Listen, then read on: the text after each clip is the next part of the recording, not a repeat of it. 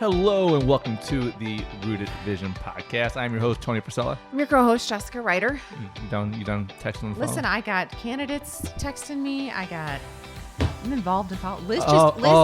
We're busy, huh? We're busy. We're busy. Liz just asked me if I'm a lobbyist. Oh, yeah? I go, well, not officially. I'm just trying to figure out what these people running are really running for. So you're not one of these people taking down signs? People are taking down signs? I got like 5 or 6 signs taken down. Really? Yeah. Yeah, so, I mean... Do you need some trail? You need to put up some trail cameras. They had these sign farms, right? What they call them, sign farms, where you see the signs every election cycle. Yeah. And I put some signs up. I didn't ask for permission. It was in the easement along a 2-lane road, and there was already 6 signs there. Okay. And there's another gentleman I'm not running with, but like we're running together. He's running for state senate, and I was told somebody, my opponent, messaged me. He goes, "Hey, you're gonna get your signs taken down." I was like, "What are you talking about?" He goes, "Well, you didn't ask for permission." I said, "Everybody from every party and every office puts their signs there. You cannot tell me that every single one of them has asked for permission, because literally you can count on an election year that's filled with signs. Always is." And sure enough, yesterday I drove by signs down. I was like, "You got to be kidding me." It's just, so now you have to beg for forgiveness to get your sign put back up. I mean, they're not going to let me put it up because they don't like they think that I'm against 100% against development. That's not. I just think that the people should have a say in what's going on around their own homes, that they've, their biggest investment in their life, and you're going to come in and just like change the landscape because you can. You change the reason they bought the home where they bought it. Anyways, that's a whole nother story. Yeah. We talked politics last week, so if you missed that episode, go back and listen to it. So today we're going to touch on family business. One of the biggest dynamics is being able to separate the family from the business, or vice versa, the business from the family. I don't have good advice for you for separating the business from the family, but when it comes from the family from the business, that's something I'm a little bit better at. There are 2 different dynamics. If you're in a family business, it's something that you know very well happens. You might say, "Oh, that's not me." Well, when you started talking, and before this, I was like, "Oh, wow, yeah, that is us." So real fast, high level, family in the business is, hey, dad, hey, mom, you treat them like dad, you treat them like mom, but then everybody else you treat as employees. Versus at home, the business is talked about at the dinner table. It's talked about when you're outside. It's talked about when you do this. It's talked about when you're doing that. And let me tell you, that's not wrong, but everybody will tell you, and you know this yourself, is something that you need to be very conscious of, because you don't want your kids growing up talking about only business. Because when you are the grandfather, you don't want to hear nothing but business. You want to hear about your grandkids' life. You want to hear about what's going on with your kids' life, not just in their work life, which might be in the family business. So a couple, two different kind of paradigms there. Let's talk about in the business right now. Your day to day, you've got mom, you got dad, you got grandpa, you got brother, you got cousins, you got aunt. You run the gambit. If you start getting into like second, third generation cousins, you're just screwed. So not really, but it's a whole other dynamic. Yeah. You might as well treat them as like just not even family at that point in time. But what you got to be very cautious of, it depends on what you want on your business. And it all comes back to like, what's the vision for the company? What's your goals? What are you trying to do? Are you trying to scale it? Are you just trying to get by? Are you a value add business, or are you a lifestyle business? Again, lifestyle business is you just, run the business to live. A value add business is you're trying to grow value out of the business, and you basically get compensated based on the value that the business has. And as it grows, you get more, obviously, pay, compensation, etc. So does your teammates and your team that you built at the time. Very fast there, just gloss over a lot of details. But what matters is if you're in a lifestyle business and it's just, hey, I'm going to do this job, I'm going to make some money, I'm going to go, buy groceries, go buy my Ducati, whatever the case is, treating everybody, oh, it's your son in there, it's your dad in there, it's whatever, your brother, it's okay. I mean, it kind of is what it is. It's a lifestyle. I mean, so you've got your family working with you. It's what it sounds like. It's a lifestyle. But if you want to build a company of value, you want to build a company of substance, and you want to build a culture of accountability, which, let's face it, if you're not holding people accountable, you're really limiting, like that is the limiting factor, because you can't even talk about building core values or building a vision or a mission or building processes if you can't start with the foundational principles of holding family accountable. You have to have that black and white. In our family, this is a struggle. My brother and I, I've talked about this before, my brother and I used to work together in my lighting company. I'm your brother. I'm like, oh, you're in this business, you're an employee, and you have to get results. And if you don't get results, then like it is what it is. That's completely ignorant. Well, sorry you feel that way. And he's changed over time. This was. He also runs his own business. Yeah, he runs his own business now, so he kind of gets it. So because you don't want to pay your brother if he's not bringing you any results. It doesn't matter. Hit your pocketbook. So, but going back to growing a business, you have to grow a culture, and you can't treat individuals, any human in a business, any different than any other human. Hold them at a different standard, or hold them accountable on. There might be different areas, but you can't hold them accountable any harsher or any less harsh than you would anybody else, because you start to lose your legitimacy as a leader, which is key. Not a manager, but a leader. Because if you're managing, you can hold people accountable at different levels in different situations. But as a leader, you've got to be seen as trustworthy, and you lose trust when you treat people differently.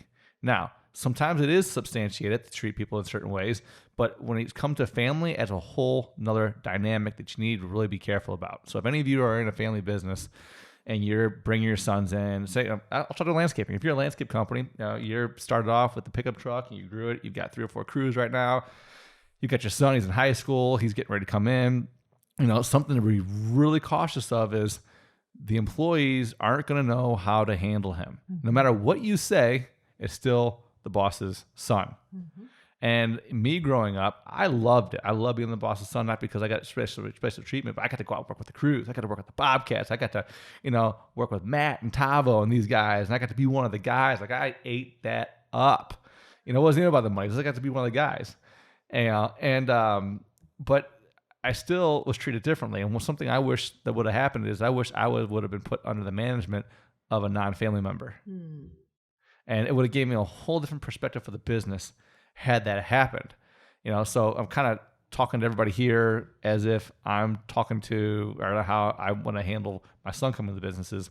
Again, I want to make sure that their experience isn't jaded by me, the owner / boss / dad, dictating who does what his rules are, and what they need to get done. And I don't want to have the, what do you want to call it, the guilt or the uncomfortable aspects of having to discipline him in front of all the other employees. Not that I said I want it, but it also looks like, a father disciplining a son, not a boss or / owner disciplining an employee. It's a whole different dynamic. So I'd rather bring a manager in that can better, come on, your kids are going to listen to somebody else better than you anyway. So bringing somebody in will help keep them on track longer and help keep them on track in a more detailed manner, to let them blossom within the organization if that's what they plan on staying into for their career. So it's really something that all the owners out there with family, and it might just be your son, it might be a nephew. It might be your brother that you might come in. It might be your uncle. It might be your mom that comes in. I can't tell you how many people I know, some peers in our industry, that brought their moms back into the business as a designer or to work in the finance office or those kind of things. And it's a completely different dynamic. Your mother who raised you and told you what to do, now you tell what to do. And I'll speak to something real here. So that's the exact same thing that's going on right now in our business. I don't have the title of president. Kind of, that is what I do. I do all the day-to-day. I manage all the finances, and it used to be my mother that handles all the finance. But now I dictate how we manage our cash and how we manage our money. I obviously have input. They own the company still. Sure. But the way that we're trying to grow the company, the way we're trying to manage the company differently than we have in the past, because we're just different scope, different scale, different economy, different culture, different type of people, different type of jobs. Everything's changed. Doing business as we've always done it, this is the perfect time for somebody new to come in and start to implement sort of a new way of thinking and a new way of handling things. And let's face it, we're in contracting business. Cash is king. So it's a high priority to make sure that we're managing everything and putting the right people in place to do those things. And so I get to build the team with me that, for me, over the next 15, 20 years or whatever the case it might be, that will be able to grow this company with us as we start to, grow and get to the next level. Another thing is on a sales aspect. I will credit working with my dad is what gave me my ability to talk confidently to all of our clients. Mm-hmm. Because if my dad could do it and my dad believed in it and my dad said it, it was gospel. Because a son always looks up to his dad, always.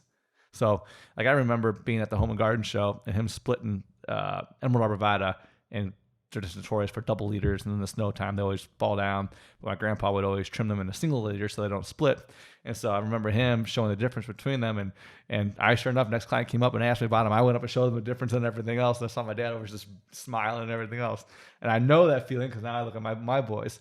But if you're in a sales role and you're in a business and you have a son, daughter, really, you're probably the best person to lead them through that. I'll say that in this instance because if you have a good relationship with them, the amount of trust, unspoken trust that you have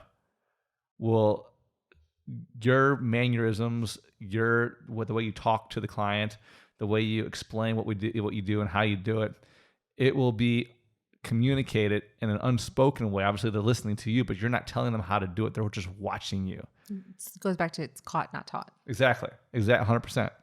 And so they're picking up on every little thing you're doing, your mannerisms, the way you talk, the way you move, the way your voice, the tone of your voice goes up, goes down, and different inflection points. And I mean, all these different things, they're watching all of it. And that is exactly, I'm reminding myself of some of the things that I've learned over the time. And like I said, I'm a good guy. I hate the word sales guy, but I do all right.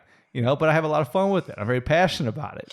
That wasn't Italian. I do all right. I can't even do that, but anyway. But the point I'm trying to make is it's very critical that you understand the role and the roles, plural, that your family members and you play and how you can best support them. And you best supporting them sometimes is you not being involved in their involvement in the business. If that makes sense that way. I mean, do you even call your mom and dad when they're here? Yeah, all the time. Oh, you do? Okay. Yeah. I'm called Junior. He's called Senior. Okay, well, yes, but like when it's still a family business. I was gonna say, do you walk down the hall and say Dad? Yeah. Okay. Absolutely. Okay. Now, depending on where you go, they tell you not to do that. Yeah, that's why I was just curious. But it's such an ingrained habit because I grew up. Yeah. Literally as a kid on the old chalkboards, drawing stick figures on chalkboards and everything else, and we used to walk across the road from school. And walk across the street, our grade school, and across the street was our garden center. Okay. So I used to walk across the street and go play in the dirt, play in the mulch piles, play with, everybody that was there out in the field. I mean, I remember we called the one guy, Shang Tsung from Mortal Kombat because he looked like Shang Tsung. I mean, all these little nuances, yeah. But I mean, growing up also is you don't have that perception of, like in your grade school, you don't have the perception that you're supposed to be, behaved a certain way. Right. And not that you're supposed to be that way, but like your parents would expect more of you and more of you to watch kind of what you say and those kind of things, even though you're a kid. And obviously the employees don't think anything of it because the employee's like, he's just a kid. Of course he's going to be that way, but it's that whole dynamic of owner, employee, son, perspective that's just interesting as you grow up in the business.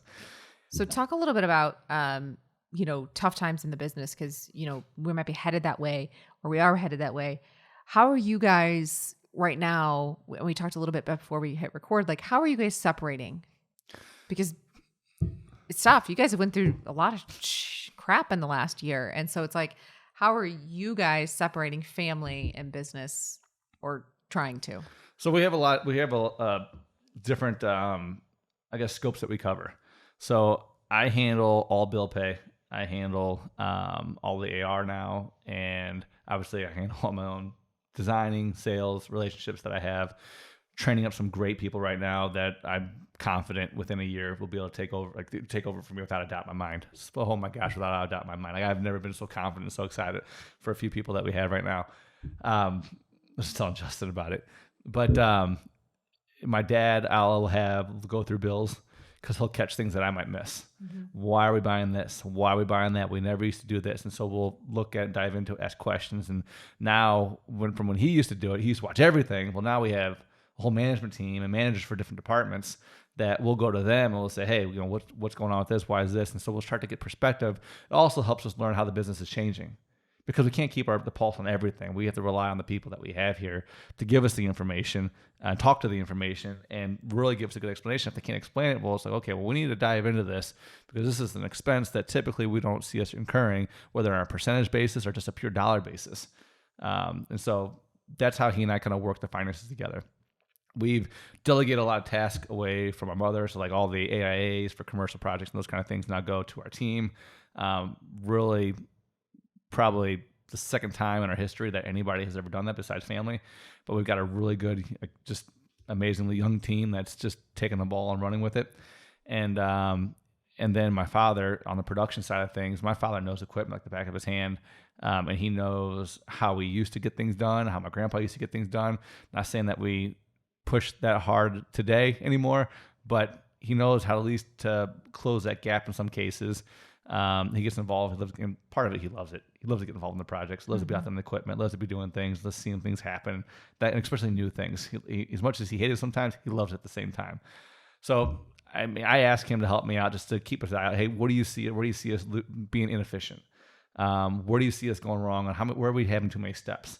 He's very, very, very good when it comes to just making sure that we're not doing things twice, not moving things too many times, because every time you touch something, it costs you more money.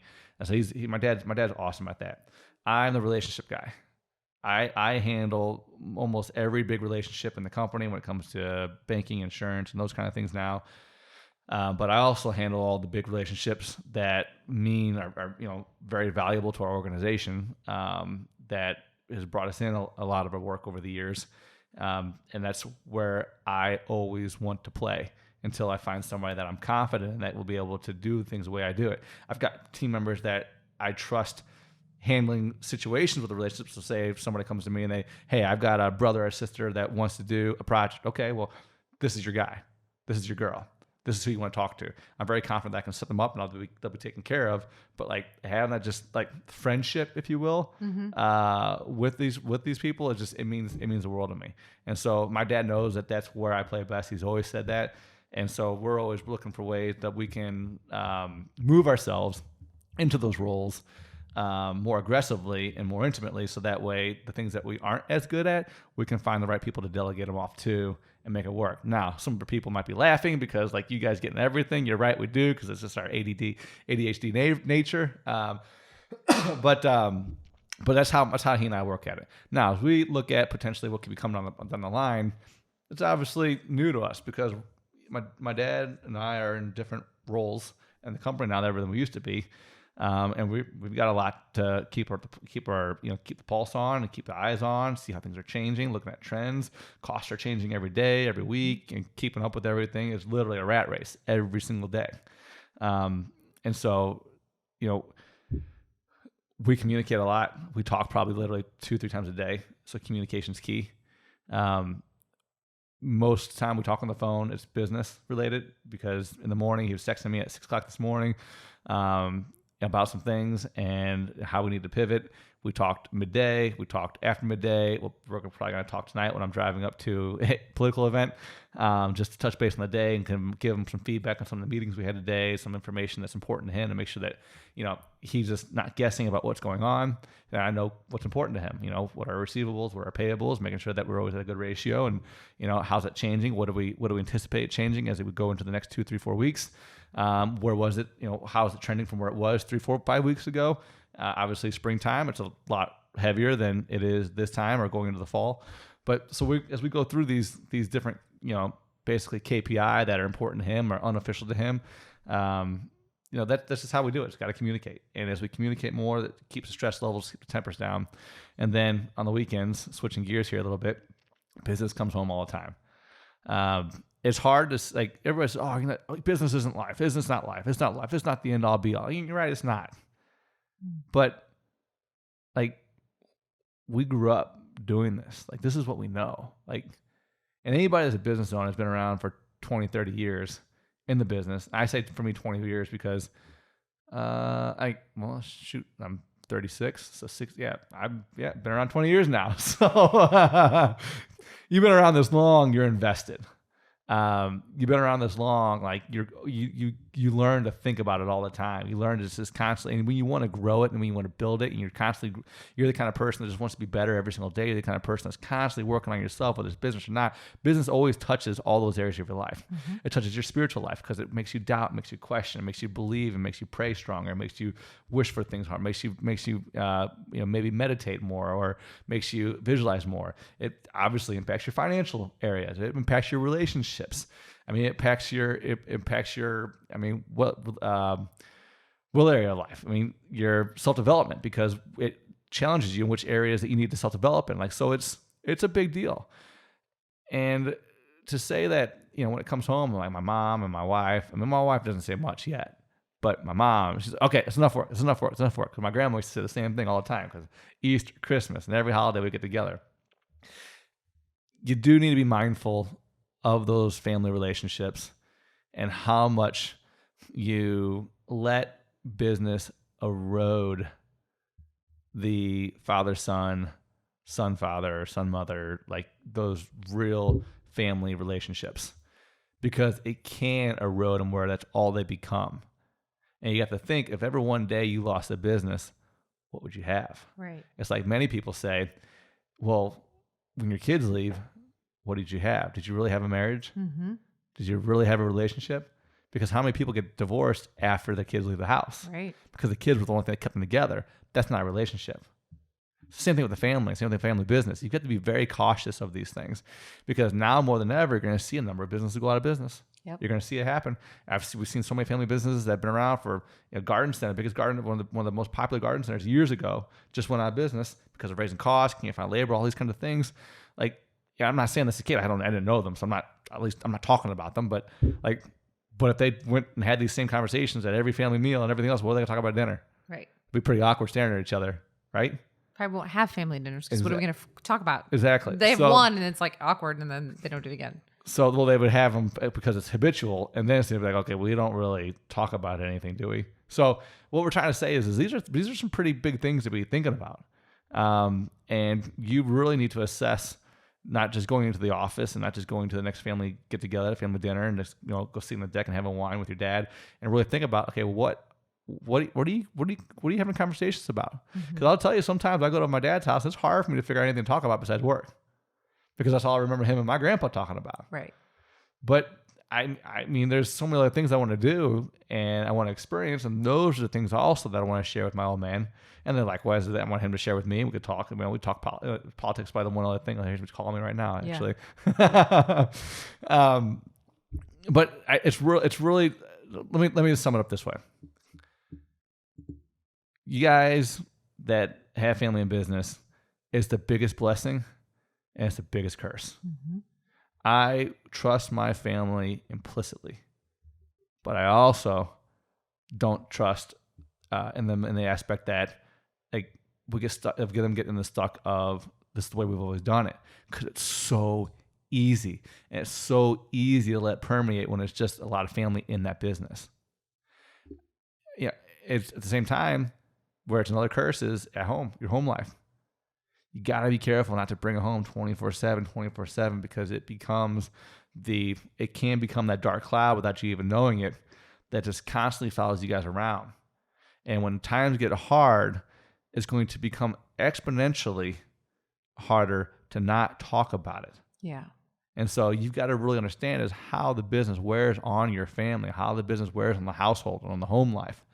And making sure that's another reason why you got to make sure that things are so protected that when things get bad, you can go home, and even though it's still going to bear in mind, it's not going to be the one thing that drowns out everything else, like that numbing sound, that just like that ringing you get in your ears when things are just so stressful. How do you avoid that? And because every time you do that and you got young kids, you are losing time, because your time with them is less, because you've got your days are numbered, and they're typically less, hopefully, God forbid, but your time is going to be less on this earth than theirs is going to be. And what are they going to remember? Dad was always stressed out. He was always doing this. He was always like this. It was that. It was, and then is that going to tarnish their want to be in the family business or take over the legacy of the family business because all they saw how stressed out their family was, that ran the business or whatever the case it was.